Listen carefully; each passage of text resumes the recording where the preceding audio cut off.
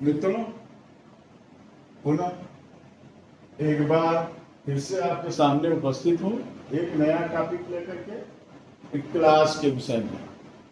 Class क्या होता है, एक मैंने वीडियो बनाया था फ्रेज के विषय में, तो फ्रेज का मैंने बता दिया था। अब क्लास की बारी है। प्रायः बच्चों के अंदर फ्रेज और क्लास और सेंटेंस में काफी भ्रम होता है। आज इस भ्रम को दूर कर दूंगा। फ्रेज मैंने बता दिया है, लेकिन मैं पुनः थोड़ा सा फ्रेज को लेकर के, क्लास को लेकर के और सेंटेंस को लेकर के कुछ उदाहरण मैं दे दूंगा तो क्लियर हो जाएगा। क्लास देखिए, क्लास क्या होता है? क्लास को हम वाक्यांश कहते हैं, वाक्य का एक हिस्सा होता है। ये कहाँ पाया जाएगा? हमेशा सेंटेंस के अंदर ही पाया जाएगा। इस बात को नोट कर लीजिए। वाक्य क्लास क्या होता है? एक सेंटेंस में ही होता है, सेंटेंस में ही होगा, कभी भी होगा सेंटेंस में। सेंटेंस से बाहर का ये चीज नहीं है। सेंटेंस तो अपने आप में कंप्लीट होता है। जिससे देखिए आई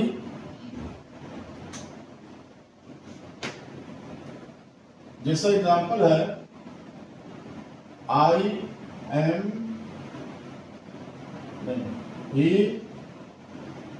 ही इज पुअर। एक सेंटेंस है।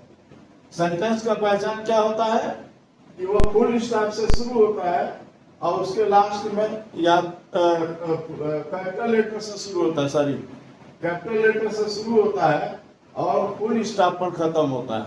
अगर इंटरोगेटिव सेंटेंस होगा तो उसमें क्वेश्चन मार्क होगा, और ये एक्सक्लेमेटरी सेंटेंस होगा तो उसमें साइन ऑफ एक्सक्लेमेशन होगा।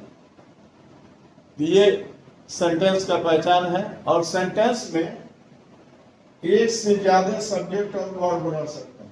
एक सेंटेंस में एक से ज्यादा सब्जेक्ट या वर्ब हो सकते हैं।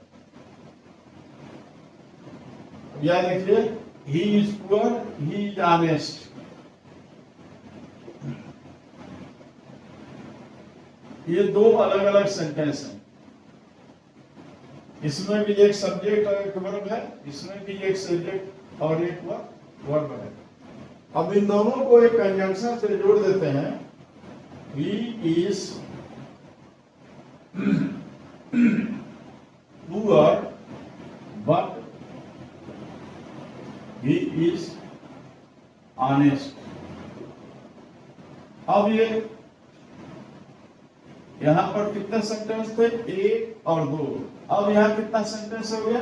सिर्फ एक। ये यहां से यहां तक एक सेंटेंस हो गया। क्योंकि सेंटेंस का लक्षण क्या होता है कि ये कैपिटल लेटर से शुरू होता है, कहां तक जाएगा? जहां तक फुल स्टॉप या क्वेश्चन मार्क या अन्य चीजें। तो यहां से यहां तक एक सेंटेंस हो गया। लेकिन क्या हुआ, ये एक सेंटेंस इसमें, पहले वाला एक सेंटेंस इसमें, तो एक सेट सब्जेक्ट का ये हो गया, एक सेट सब्जेक्ट का, सब्जेक्ट वर्ब का ये हो गया।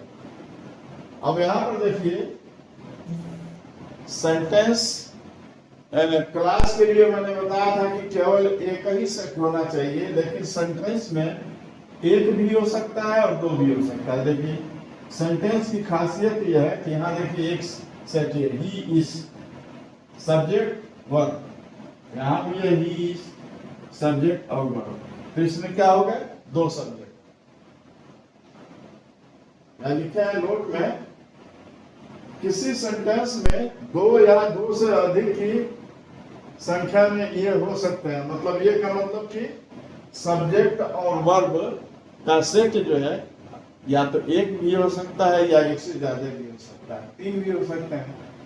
तो सेंटेंस में एक से ज्यादा हो सकते हैं, लेकिन क्लास में सिर्फ एक ही रहेगा। क्लास में सिर्फ एक ही रहेगा, उस सब्जेक्ट, उस बड़े सब्जेक्ट के अंदर रहेंगे। अगर क्लास में एक ही सब्जेक्ट है और एक सब्जेक्ट और एक वर्ब है, या फुल स्टॉप लग गया, तो ये सेंटेंस हो गया, ये क्लास नहीं है। अब क्लास हमेशा अकेले नहीं होता, क्लास हमेशा दो या तीन या चार की संख्या में होता है। किसी सेंटेंस के अंदर ही होगा संख्या कितनी होगी? 2, 3, 4 इस तरह से। एक सब्जेक्ट और वर्ब का अगर कोई इस तरह का स्ट्रक्चर है तो उसको क्लास नहीं सेंटेंस कहेंगे। और जब यही इसमें आ जाएगा, एक से ज्यादा हो गया यहाँ पर, तो ये एक क्लास हो गया और दूसरा एक क्लास हो गया। सेंटेंस और क्लास में फर्क यही है। आशा है आप लोग इस बात को समझे होंगे। ये क्लास क्या होता है? एक सेंटेंस के अंदर का हिस्सा है। ये क्या है? ये क्लास इस सेंटेंस का एक पार्ट है और ये क्लास भी एक सेंटेंस का ये पार्ट है। तो मैंने बताया पहले, अब देखिए इसको, ग्रुप ऑफ वर्ड्स होते ही यहां से यहाँ तक है set of subject and verb. Subject और वर्ब का एक सेट रखते हैं। यहाँ भी पार्ट ऑफ ए सेंटेंस, और ये सेंटेंस के पार्ट होता है। तो वही चीज डेफिनेशन में लिखा गया है, a group of words as part of sentence and has a set of subject and verb is called a clause. ये तो डेफिनेशन हो गया, लेकिन इसको अपनी तरफ से जोड़ दीजिए कि किसी भी सेंटेंस में ये कम से कम 2 की संख्या में पाए जाते हैं, तभी वो क्लास होंगे। अगर 1 की संख्या में है तो सेंटेंस ही है। क्लियर? कम से कम 2, 3 कितने होने चाहिए? अब देखिए यहाँ पर मैंने उदाहरण दे दिया, अलग सेंटेंस, ये अलग सेंटेंस, दोनों सेंटेंस को मिला दिया, एक बड़ा सेंटेंस, इसमें 2 छोटे छोटे सेंटेंस यानी क्लास हो गए। अब ये क्लास लगेगा। क्लास और फ्रेज में क्या अंतर है? ये तो हो गया क्लास। फ्रेज क्या होता है? थोड़ा सा समझ लीजिए। फ्रेज भी ये ग्रुप ऑफ वर्ड्स होता है, ग्रुप ऑफ वर्ड्स होता है। ये भी सेंटेंस का पार्ट होता है, ये भी सेंटेंस का पार्ट होता है। और इसका भी मीनिंग होता है, लेकिन कंप्लीट मीनिंग नहीं होता है। और ये अंतर केवल यह है क्लास और फ्रेज में कि क्लास में एक सेट होता है सब्जेक्ट और वर्ब का, जबकि इसमें सब्जेक्ट और वर्ब, सब्जेक्ट प्लस वर्ब का सब्जेक्ट नहीं होता है, बिल होता है। अगर इसमें सब्जेक्ट वर्ब आ जाएंगे तो ये फ्रेज क्लास हो जाएगा। ठीक है? तो फ्रेज और क्लास में यही अंतर है। अब क्लास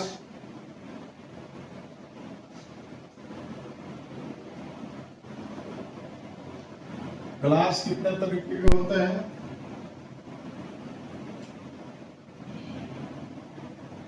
क्लास 2 तरह के होते हैं। क्लास 2 तरह के होते हैं। एक होता है इंडिपेंडेंट,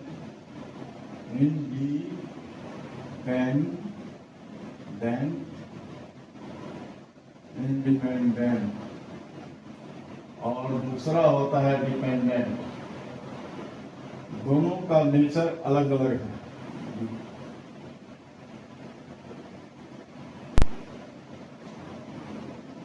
दोनों का नेचर अलग है। इंडिपेंडेंट का मतलब आजाद, आजाद होता है।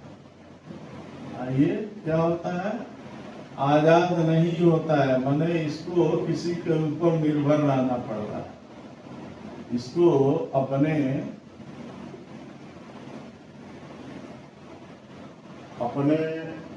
आकर्ष के लिए, अपनी मौजूदगी के लिए, अपने अस्तित्व के लिए किसी न किसी का सहारा लेता है। आजाद नहीं होता है, क्या होता है? किसी के ऊपर निर्भर होता है, किसी अन्य के ऊपर और डिपेंडेंट होता है, निर्भर। ये आजाद होता है, यानी कि इसको किसी की सहारे की जरूरत नहीं है। अर्थात ये हुआ कि इंडिपेंडेंट क्लास वो क्लास होता है जिसका अर्थ कंप्लीट हो, जिसका अर्थ कंप्लीट हो। मतलब इसको अपने अर्थ के लिए किसी के सहारे की जरूरत नहीं है। जिसको किसी सहारे की जरूरत नहीं है उसको इंडिपेंडेंट क्लास कहते हैं। इसका दूसरा नाम है मेन क्लास। मेन क्लास एक तीसरा नाम भी है प्रिंसिपल क्लास। तीसरा नाम है प्रिंसिपल क्लास, चाहे जिस नाम से आप पुकार दें।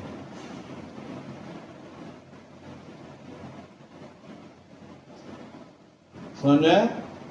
और डिपेंडेंट का मतलब हो गया कि जिसे किसी सहारे की जरूरत होगी, तो एक मुखिया हो गया तो बाकी उसके ऊपर निर्भर हो गए ना। तो इसको कहते हैं डिपेंडेंट क्लास, या इसका एक नाम और है सब ऑर्डिनेट। सब ordinate,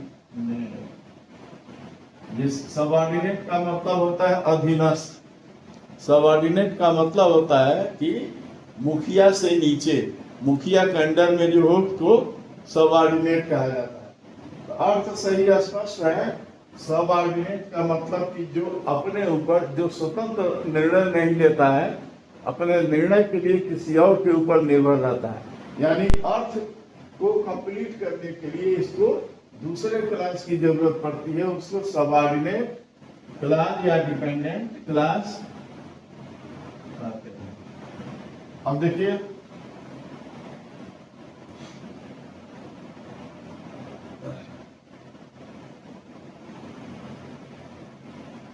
she is poor but she is honest.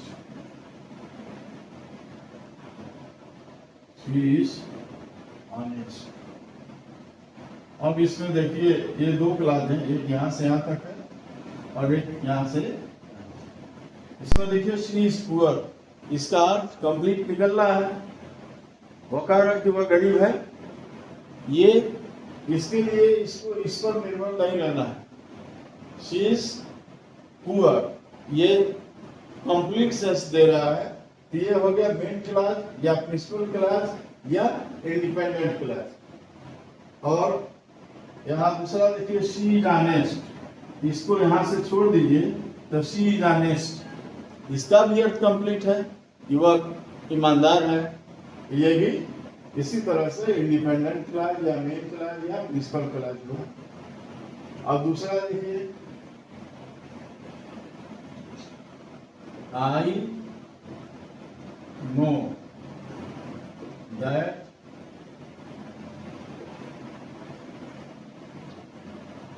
he will come.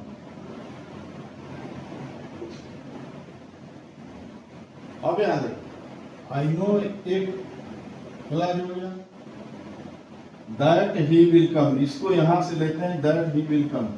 I know, मैं जानता हूं, दैट ही विल कम, कि वह आएगा। तो ये अपने आप में पूरा है, पूरा अर्थ दे रहा है। तो ये हो गया प्रिंसिपल क्लास या मेन क्लास, ये मेन क्लास हो गया। अब that he will come, that he will come, ये क्या हुआ कि वह आएगा।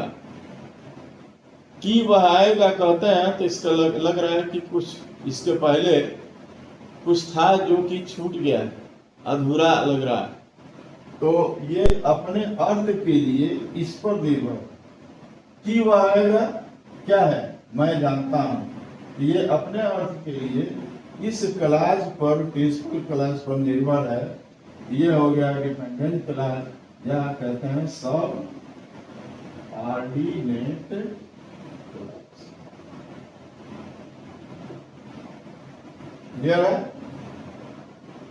तो क्लास दो तरह के होता है, इंडिपेंडेंट और डिपेंडेंट। आशा है ये क्लास के विषय में आपको अच्छी जानकारी हो गई होगी और ये कोई कंफ्यूजन होगा तो ही दूर हो गया होगा। तो क्लास और फ्रेज और सेंटेंस के विषय में भी बता दिया हूँ। यदि कोई इसके बाद भी आप लोगों को संदेह रह जाता है तो कमेंट में अवश्य लिखिएगा। मैं उसको फिर से और अच्छा प्रभावी बना करके वीडियो बना करके आपको समझाने का प्रयत्न करूंगा। वैसे मुझे लगता है कि इतने ही से आपको ये सारी चीज़ें समझ में आनी होगी। और वीडियो अच्छा लगे तो एक बार आप लोग लाइक सब्सक्राइब कर दीजिएगा और कमेंट में अवश्य लिखिएगा कि ये मेरा मेहनत कैसा हुआ है। इसके बाद से आप लोगों से विदा लेता हूँ। Thank you.